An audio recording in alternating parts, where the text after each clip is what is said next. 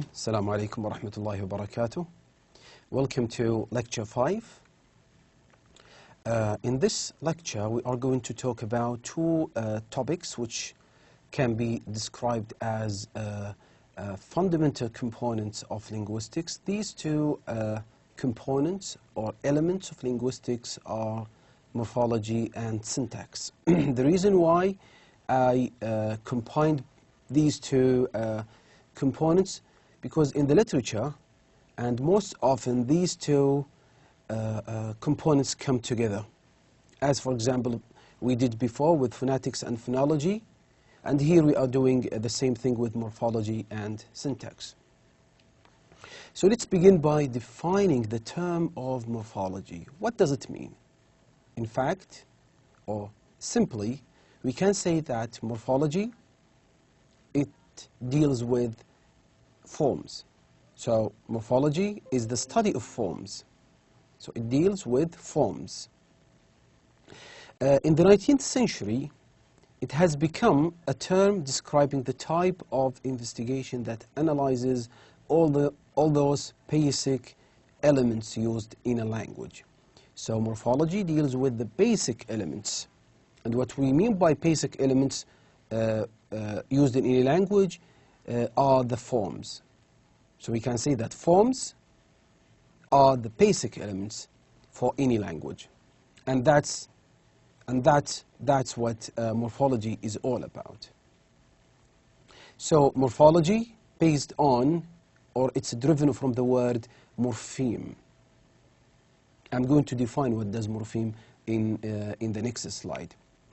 So basically that's what I'm going to talk about today in regarding the first section, which is morphology. So we are going to define what does morpheme mean, and then we'll be moving to types of morphemes.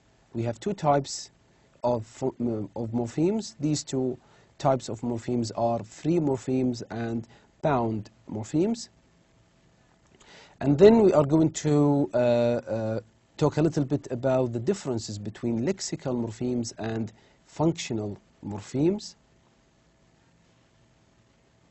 And then we are going to talk about the differences between derivational morphemes and inflectional morphemes.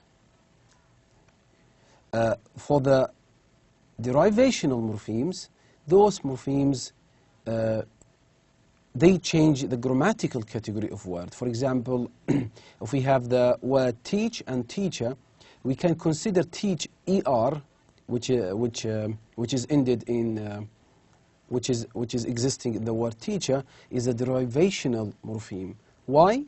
Because this morpheme, okay, this morpheme, which is derivational morpheme, has changed the word from being a verb to be a noun. Okay, so teach or to teach is a verb. And when the morpheme has been added to become teacher, so this word, or it has become a noun rather than a verb. So this type of morpheme, which is er, is called derivational morpheme. For the inflectional morpheme, they never change the grammatical category of word. Okay, they just give a different form, or they just change the word into a different form, rather than changing the category. For example, the word old and order. Old and order. Er in the word older can be considered as an inflectional morpheme, because both words are adjectives, old and older. Okay? So the grammatical being, the word didn't change from one form into another form. For example, from being an adjective to a noun, or from a verb to a noun. No. Both words are the same. Both words refer to adjectives. So that's the main difference between inflectional and derivational morphemes.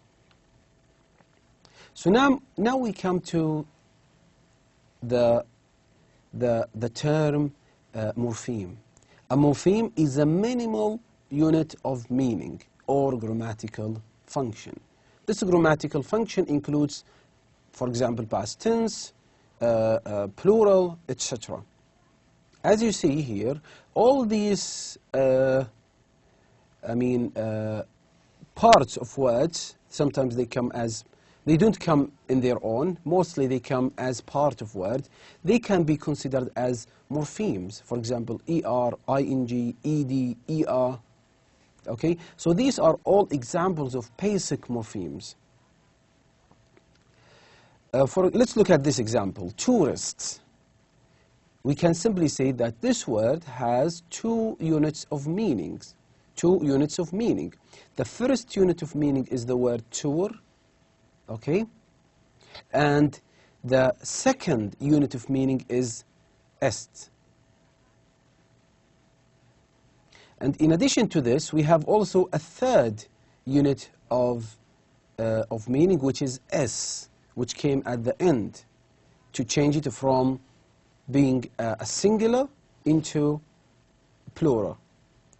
So a unit of grammatical function is indicating plurality. So we can say the word tourist has three morphemes. Two units of meaning are tour and est, and or plus to this the letter s which came at the end, which is also another unit of grammatical function, which indicates plurality. So the state of this word is, or the s at the end of this word refers to the plurality rather than singularity. So what about the two types of morphemes? We can say simply that we have two types of morphemes. We have free morphemes and bound morphemes. Free morphemes, those morphemes which can stand alone by themselves as single words because they refer to, or they indicate something. They are meaningful. They refer to something in particular. For example, when I look at these two words, new, or tour, or bus, or building, or car, okay? These morphemes can be described as free morphemes, okay? Because they can stand alone and they can deliver a certain meaning. They are meaningful in their own. Whereas if we look at the other type of morphemes, which is described as bound morphemes, those morphemes refer to forms that cannot normally stand alone and are typically attached to another form such as re, or est, or ed, because because simply they are meaningless. Okay, when I say re, or est, or ed, when I hear such words or such forms, I will not be able to codify or to translate these forms into a meaningful sentence, or into, they don't carry any meaning, rather than the words new, tour, building, etc. Okay? Yes, when I see, for example, the form est, I know that here there is a reference to a person, okay? But which kind of person? It must be attached to another form, okay? It must be attached to a free morpheme, okay, in order to give a meaningful message, or in order to give meaning.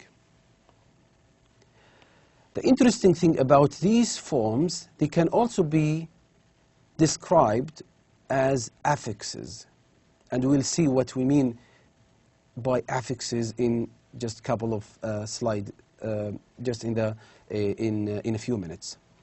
So they can be considered as affixes too. So re, est, etc., they have two functions. They can be considered as bound morphemes, as well as affixes. And these affixes might be suffixes, prefixes, or infixes in languages other than English.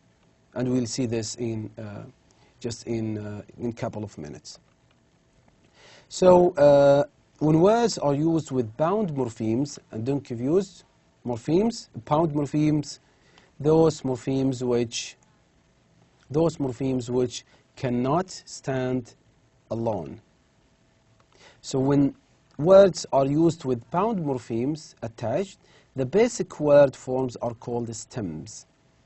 Just look at this example. If we look at this word of carelessness,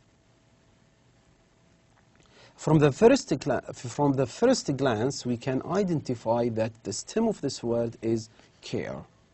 Care is the stem, جذر الكلمة أو أصل الكلمة. So care is the stem, and then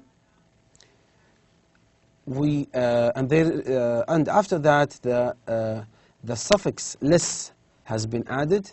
Another suffix has also been added, ness. So carelessness. Okay? So when I ask you about the description for this word, we can simply that this word consists of a stem and two suffixes. The stem is care, and the suffixes are less and ness. And we can simply say that this word has changed from being an adjective into a noun. So care, or care is a noun, okay, and carelessness is also another noun. So this refers to the first type of morpheme, which is inflectional morpheme, because there is no change in the category of this word. Care is a noun, and carelessness also is a noun. But when I say careless, here we have a change in category of the word, from a noun to be an adjective. Okay. What's the difference between lexical and functional morphemes? We are still talking about the different types of morphemes. So free morphemes, as we have just looked at, can be subdivided or can be subcategorized into lexical morphemes and functional morphemes. Lexical morphemes are a set of ordinary nouns, verbs, adjectives, adverbs that we think of as the words that carry the content of the messages we convey. They have meaning, okay? So if we look at these words, yellow, girl, man, house, tiger, all these words have meanings, okay? So these, and at the same time, they can be considered as morphemes. This type of morpheme is called lexical morphemes because they have meaning. Unlike the other type of morpheme, which is functional, it's based on function, okay? When I say function, it's always, or it's most often refers to grammar. When I say lexical, this refers to semantics, or it refers to something which has a meaning. So the other type of morpheme is called functional morpheme. With a functional morpheme, or functional morphemes, generally speaking, is a set which consists largely of the functional words in the language, such as conjunctions, prepositions, articles. So which have such words as in on, because, that, the, near, but these morphemes don't have a lexical meaning, or they are not lexical, they are not lexicon, okay? They have functional advantage, or functional, it's something to do with grammar rather than with meaning, okay? So don't get confused between these two types of morphemes, which deals with lexical and which deals with functional. And these two types of morphemes fall into the type of free morpheme. So free morpheme, okay, which is the umbrella for these two sub-branches of free morphemes. These two sub-branches or these two branches of free morphemes are lexical morphemes and functional morphemes. What about bound morphemes? It has the same thing. Bound morphemes fall into two types of categories, either derivational morphemes or inflectional morphemes. For the derivational morphemes, they refer to those words which can make new words or to make words of a different grammatical category from the stem, such as careful or careless. So these two, if we can call them forms, fall and ness, are considered as derivational morphemes because they change the grammatical category of the word from being a noun to be what? To be an adjective. Okay? Whereas the other type of bound morphemes, which is called inflectional morphemes, they refer to those words which can indicate aspects of grammatical function of a word, if it's a plural or a singular, or a comparative or possessive form. English has only 8 inflectional morphemes. And I'm going to talk about these 8 inflectional morphemes in the next slide. Look at this example. When I say quiet and when I say quieter, we can notice and we can observe here that this word, or there is no change in the grammatical function of a word. Okay? So when I say quiet, this is an adjective. And when I say quieter, it's still what? It's still an adjective. It has just what this new morpheme, what has this new morpheme done? There is a change in the function of word. Okay, rather than the category as we have just seen in the previous type of morpheme, as in, for example, in the derivational morpheme. Same thing with gem. So gem is a noun, okay, and gems, this is also a noun, okay, but it indicates possessive here. Quiet, it's the same thing. When I say quiet, this is an adjective, but when I say quieter, okay, this refers to when I say quieter, this refers to a comparative form. So here we have the 8 inflectional morphemes. As I have just mentioned, we have in English, okay, we have 8 inflectional morphemes. These 8 inflectional morphemes, which always come as part of bound morphemes, okay. Number 1, we have what is called possessive or those morphemes which indicate possessive and plural, okay, noun, and they are noun related. We have also, those morphemes which indicate third person singular, okay, such as present participle, past tense, past participle also, and they always verb related. So far we have 1, 2, 3, 4, 5, 6, and we have the last 2 are those morphemes which indicate comparative and superlative, as in words that end with er and est, and they always come as adjective related.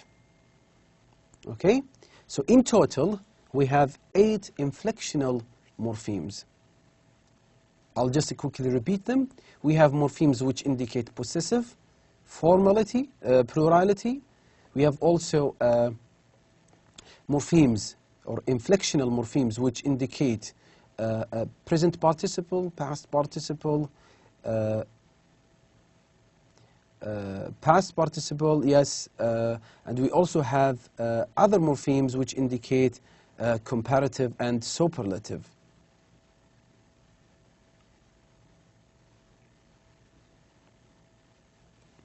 Okay. What about derivational morpheme? Derivational morpheme, okay, such as those, the suffix, I mean, such, for example, this one, when I look at the word teacher, we can see that this word is divided as follows into teacher, okay. We can say that this word has a derivational morpheme, okay, which is teach, and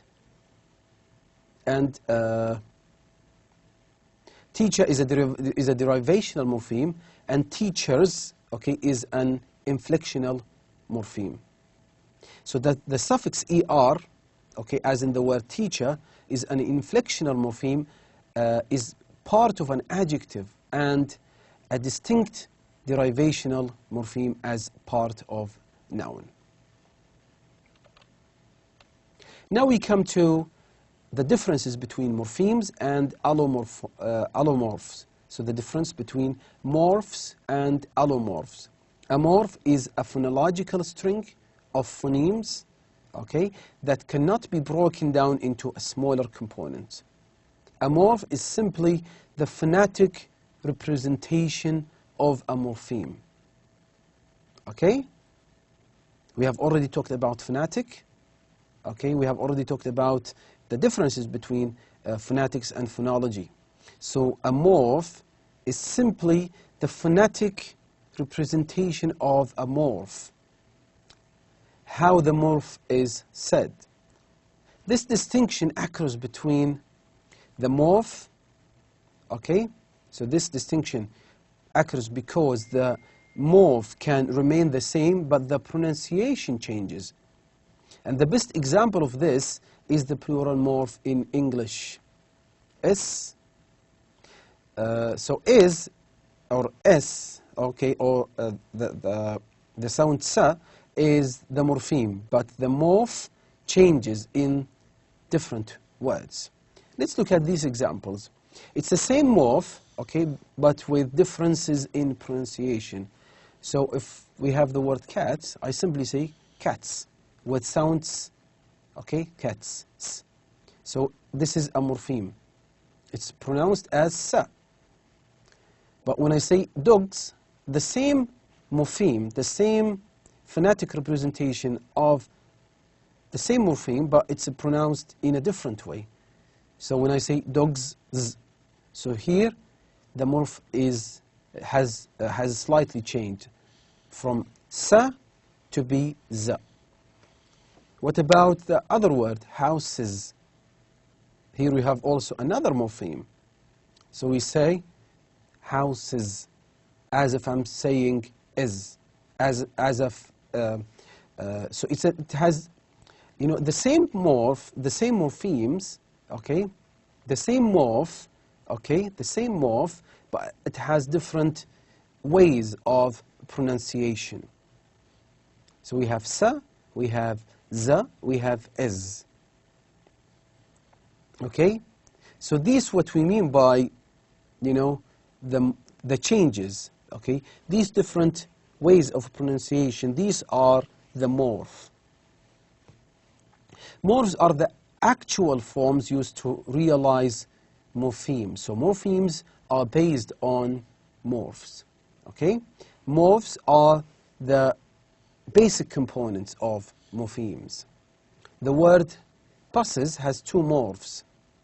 Okay, the first part of this word focuses on realizing the lexical morpheme, which is bus, and the second part of this word, which is, okay, focuses on inflectional morpheme, okay, which is mostly related, to grammatical function, not a category, okay. In addition to this, or on the other hand, allomorphs of a particular morpheme is a group of different morphs, all versions of one morpheme. An allomorph is a unit of meaning which varies in sound without changing meaning. So the same word with different, you know, with different ways of pronouncing, with different ways of pronunciation. Allomorphs any of two or more actual representations of a morpheme, such as the plural endings of is, as in bats, or the in bugs, or is in buses. Okay? So the differences between morphs and allomorphs, the difference is very, very subtle. Okay? And they complement each other. So accordingly, this is the conclusion here. Okay? And this is a very important distinction. So accordingly, allomorphs are the varieties of a morpheme which is closely related to the morph. Okay? The morph is just how you pronounce the morpheme. The allomorph is the variation in pronunciation. As I have just mentioned, they complement each other, and the difference is very subtle. The morph is more related to the pronunciation, whereas the allomorph is more related to the variation, to the differences in pronunciation. So the morpheme S, okay, which indicates sometimes, or most of the time, which indicates to plurality, has three allomorphs with the morph sa, za, and is. Okay. So we have just finished the first part of today's lecture, which deals with morpheme. And again, let me define it again, or let me repeat the definition. It's the science, or it's the science which deals with forms. It's the science which deals with studying of forms, basic forms. Whereas syntax, okay, it's the second bit. So syntax literally refers to the description of the sequence of ordering of elements in the linear structure of the sentence. So it doesn't only deal with just basic elements or basic forms. It deals with, for example, with the phrases, with sentences, etc. So syntax literally means putting things together, okay, in a well-organized, just to make them well-organized. And it originally came from Greek. So it has borrowed from Greek. It deals with analyzing structure, underlying rule system that we use to produce or generate sentences. So it looks at how certain sentences are structured, okay, and the system beneath or under these sentences. So when we talk about syntax, we have to understand the generative grammar. The potential number of producing phrases, such as propositional phrases, is unlimited. The analysis of syntactic rules is based on limited set of rules that will be capable of producing a large and potentially infinite number of well-formed structures. This is, or this small and finite set of rules is described as generative grammar. So with having a very limited number of rules, we can create, unlimited or infinite number of structures. This type of grammar has two phenomena. The first phenomena regarding this type of grammar is how some superficially different phrases and sentences are closely related. The other phenomena which is related to generative grammar is how some superficially similar phrases and sentences are different.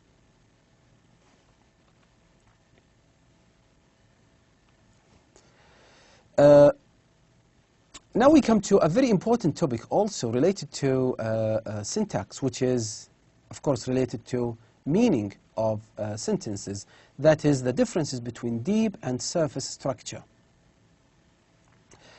Surface structure refers to the difference between active and passive sentences. For example, when we read the sentence, Charlie broke the window and the window was broken by Charlie. Are they the same? Of course not. When it comes to deep structure, in fact, deep structure is an abstract level of structural organization in which all the elements determining structural interpretation are represented. That is what we will be focusing in the next slide.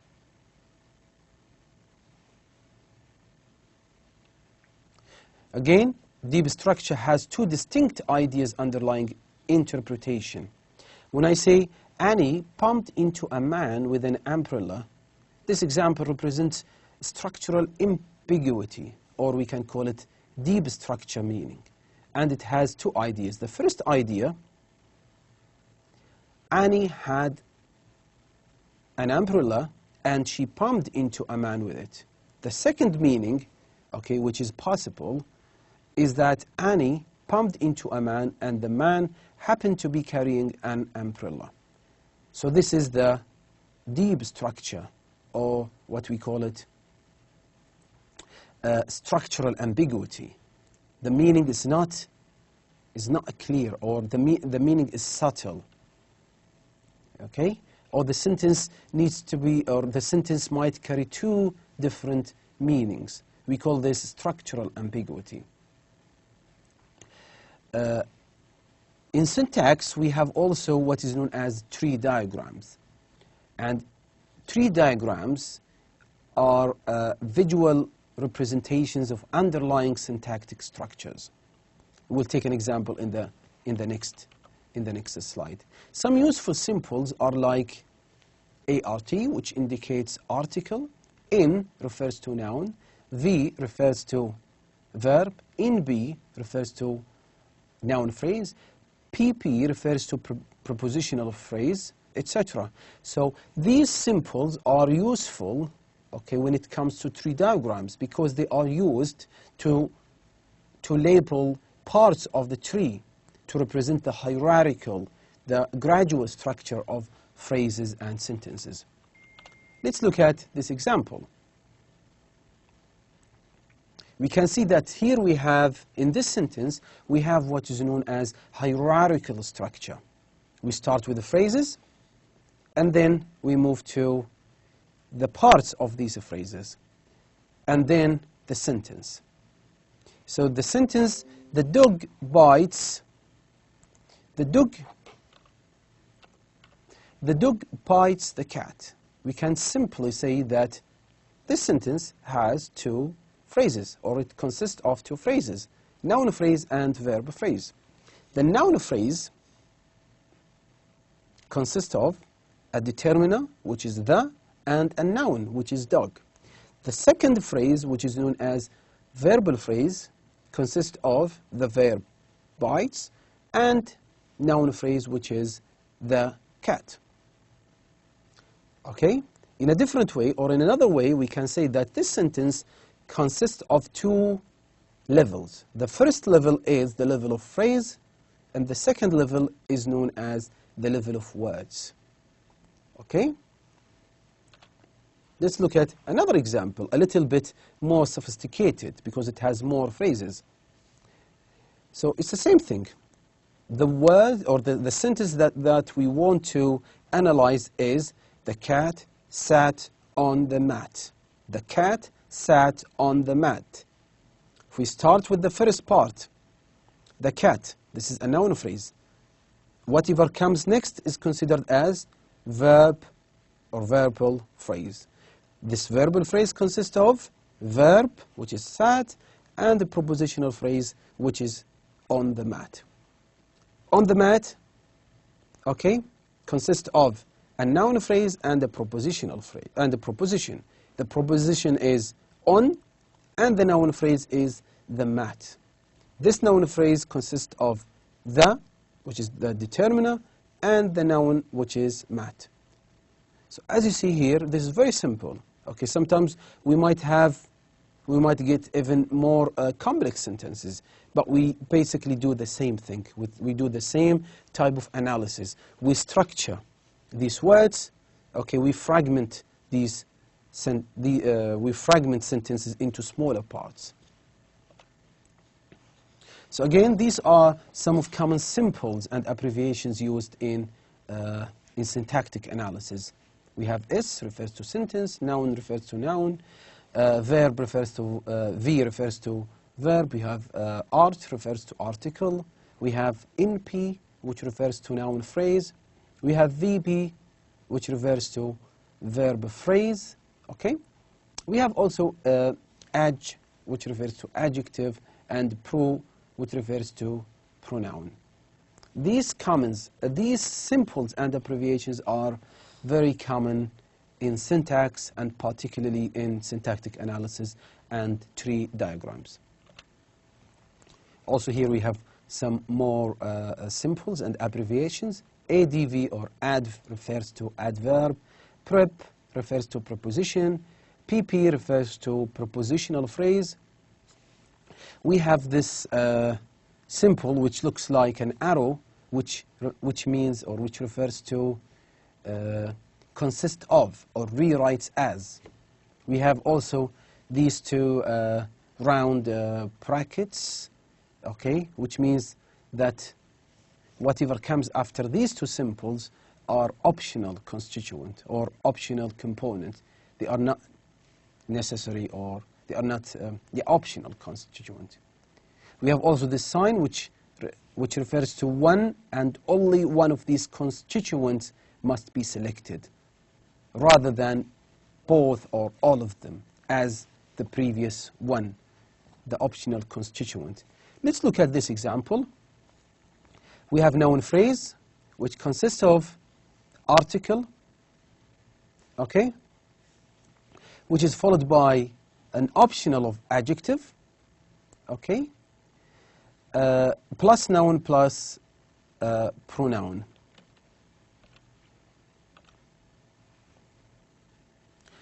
So phrase structure rules, those rules which state that the structure of a phrase of a specific type will consist of just one or more constituent or components in a particular order. We can use a phrase structure rule to present the information of the tree diagram in another format.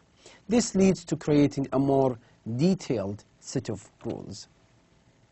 Lexical rules specify which words can be used when we rewrite constituents such as noun phrase. A proper noun consists or rewrite as George, Mary, any particular name. An article, any article refers to can be rewritten as a or the, etc. Such lexical rules helps us, or such lexical rules help us to construct grammatical sentences. Okay, so these rules are very helpful to form grammatical correct sentences. Let's look at these two examples. George saw the dog. George saw the dog. What do you think? Is it grammatically correct? Yes, because here we have noun followed by a verb and followed by object. Yes. So this is a true. This is a correct, grammatically correct. Unlike the following sentence, the helped you by. Is this true? Or is this grammatically correct? Of course not. This is grammatically incorrect. Okay? We must have a noun preceded by the verb. So how did we know that this, whether this is grammatically correct or grammatically incorrect? Through the lexical rules, obviously. Also, we have another rule, which can be considered as part of syntax, which is called movement rules. One feature of underlying structures is that they will generate sentences with a fixed word order. This is convenient for creating declarative forms. For example, you can see it. But what about those words, but not for making interrogative forms, such as, can you see it? Okay, because this is a question, this is not a statement, this is not a declarative sentence. So in making the question, we move one part of the structure to a different position. This process is based on what is known as a movement rule, because we do a replacement of something. In order to talk about this process, we need to expand our phrase structure rules to include an auxiliary verb, which is such as might, can, ought to be, etc. All these verbs are considered or are known as auxiliary verb. So what we need to do, we need to expand our phrase structure rules to include auxiliary verbs as part of the sentence to be as follows. Like this: you will help Mary. Okay? In the opposite sentence, okay, we did this. We did what is known as the movement. Okay? So we replaced. We moved the pronoun you, okay, and we put the auxiliary will instead of it. Okay? This is known as the movement rule. Now I come to the end of my lecture. Hope you enjoy it, and hope you understood. I hope you understood it in the right way. I wish you all the best, and see you in the next lecture. Wassalamu alaikum wa rahmatullahi wa barakatuh.